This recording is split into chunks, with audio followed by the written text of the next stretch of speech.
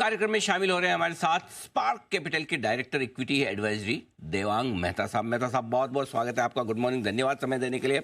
जरा समझाएं बाजार की चाल।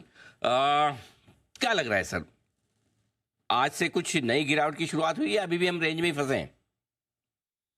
Morning Anil ji, thanks for having on the show. I think देखिए, ये जो टग ऑफ वॉर है बुल्स और बेयर्स के बीच में, जो 10% करेक्शन जो हमने देखा, 10-11% correction after a long time, उसके बाद एक बहुत स्मार्ट रिकवरी भी देखी, क्योंकि वैल्यूएशंस, प्राइस पॉइंट्स, सब कुछ अट्रैक्टिव हो रहा था। आप मिड देखे, स्मॉल देखे, लार्ज देखे, बहुत अच्छा रैली भी मार्केट में आया। अगर आप देखें कल के लेवल्स पे, तो स्मॉल कैप ऑलमोस्ट अपने हाई की और वापस आ गए थे, मिड कैप्स भी आने की तैयारी में थे, और 4-5%, 4-1% लार्ज कैप दूर था। मेरे हिसाब से यस, ये क्लियर है कि मार्केट शायद एक रेंज में स्टक रहेगा, क्योंकि आप देखें तो जो बहुत सारे ट्रिगर्स थे, वो ट्रिगर्स शायद अभी डाउन साइड ट्रिगर्स और अपसाइड ट्रिगर्स दोनों मेरे ख्याल से बहुत ज्यादा नहीं है। अब अर्निंग सीजन आएगा, हमको पता है कि जो जनवरी में जो अर्निंग सीजन शुरू होगा, दिसंबर में नॉर्मली कहा जाता है कि जो विदेशी संस्थागत निवेशक है वो भी छुट्टी पे जाते हैं ऐसे, लेकिन ऐसा लग नहीं रहा है। जिस तरह की सेलिंग अभी भी एग्रीवेट हो रही है, बट मेरा ख्याल है कि अगर मार्केट रेंज में रहता है तो ये हेल्थ ऑफ द मार्केट के लिए बहुत अच्छा है, क्योंकि जो फास्ट एंड फ्यूरियस रैली हमने लास्ट ईयर देखी थी,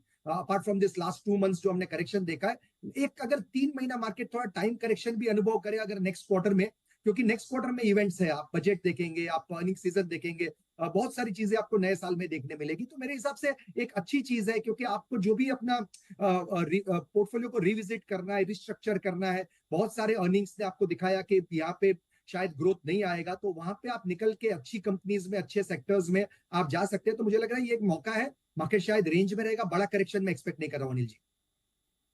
ओके, तो ये है आपके लिए बाजार पर पूरा का पूरा action.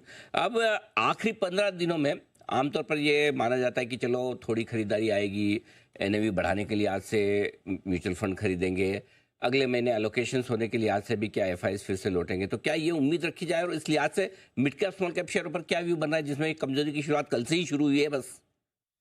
I think Anil ji, ये जो सेगमेंट है, ये भले मैं थोड़ा लॉन्ग टर्म के हिसाब से कहूंगा, शॉर्ट टर्म मुझे भी नहीं पता, बट इसमें स्ट्रेंथ आनी चाहिए। अगर किसी का 2 साल का भी नजरिया है, 1.5-2 साल का, तो मिड और स्मॉल में आपको एक बहुत सिंपल एनालिसिस बताता हूं कि इंडिया का मार्केट कैप रफली अभी अगर 430 लाख करोड़ है, तो सिर्फ 3 कंपनीज है जो 10 लाख करोड़ के ऊपर है इंडिया में, राइट। अब रिलायंस हो गया, टीसीएस हो गया, और एचडीएफसी बैंक हो गया in terms of market cap.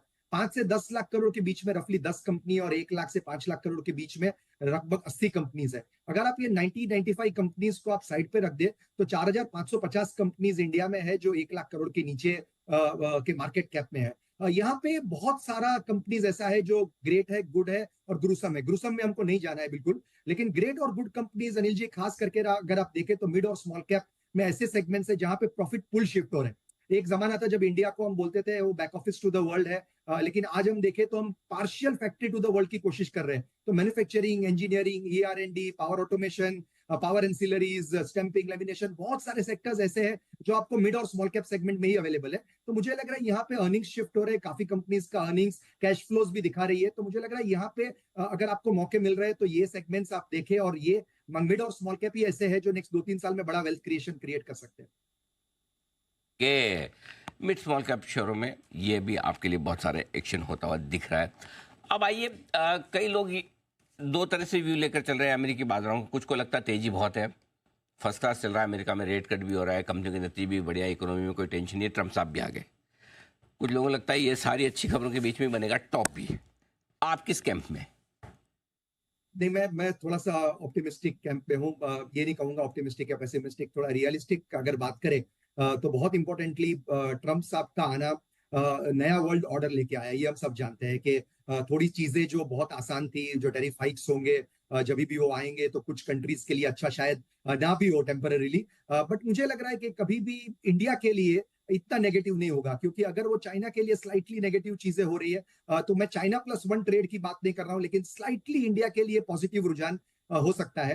Yes, definitely आपको देखना पड़ेगा जनवरी 10 या 20 के बाद, जब भी वो शासन में आ रहे हैं, तब क्या स्टेप्स ले रहे हैं। तो मैं ऐसा नहीं कहूंगा कि जंप द गन करके आज ही सब कुछ बाय कर लीजिए।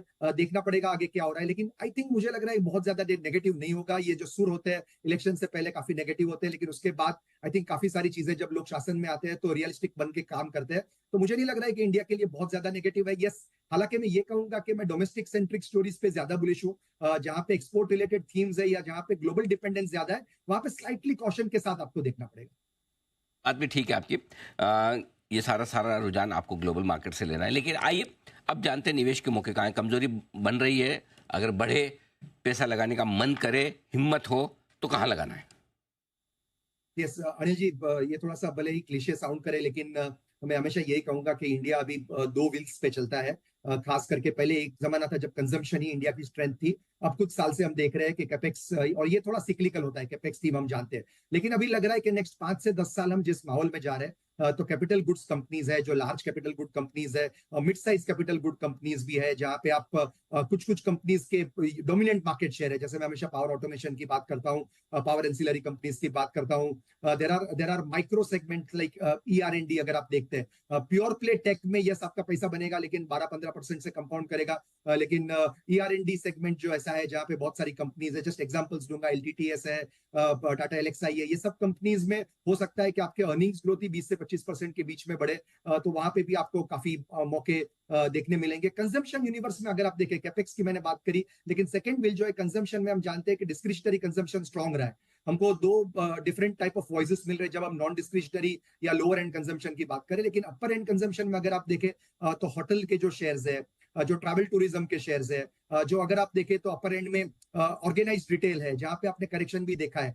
उस तरह की कंपनी ट्रेंड में आपने करेक्शन देखा है, होटल्स की कुछ कुछ कंपनीज में आपने करेक्शन देखा है। ये भी आपका एक साइड ऑफ द पोर्टफोलियो ये रहे, एक साइड आपका पोर्टफोलियो कैपेक्स का रहे। आई थिंक ये दो का जो अगर समन्वय कर सकते हैं तो नेक्स्ट 2-3 साल में अच्छी अपॉर्चुनिटीज है for wealth creation, preservation and multiplication. ठीक बात है। 2 से 3 साल के लिए आपके लिए पोर्टफोलियो में बहुत ही बेहतरीन रिटर्न्स बन सकते हैं।